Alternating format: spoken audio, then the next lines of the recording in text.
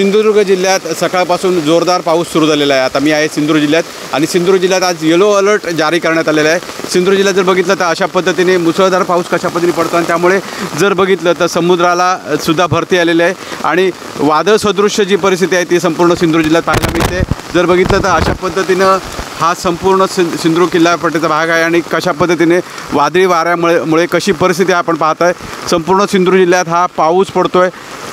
तर सिंधुदुर्ग जिल्ह्यात प्रशासनाने आज येलो अलर्टसुद्धा जारी करण्यात आलेला आहे आणि त्यामुळे जर बघितलं तर सकल भागातसुद्धा पावसामुळे पाणी साचलेले आहे आणि सर्वाधिक जो पाऊस आहे तो सिंधुदुर्ग जिल्ह्यात मालवण तालुक्यात लागताना आपल्याला पाहायला मिळतो आहे। आपण जर बघितलं तर सकाळपासून हा पाऊस सुरू झालेला आहे आणि जर बघितलं तर पावसामुळे संपूर्ण सकल भागातसुद्धा पाणी साचते। त्याचबरोबर आज वादळी वारेसुद्धा वाहताना पाहायला मिळत आहेत।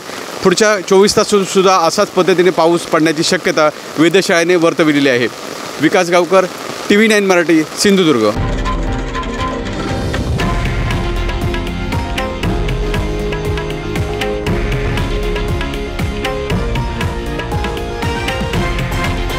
हे आहे देशातील नंबर 1 न्यूज नेटवर्क आणि आपण पाहत आहात TV9 मराठी, एकमेव।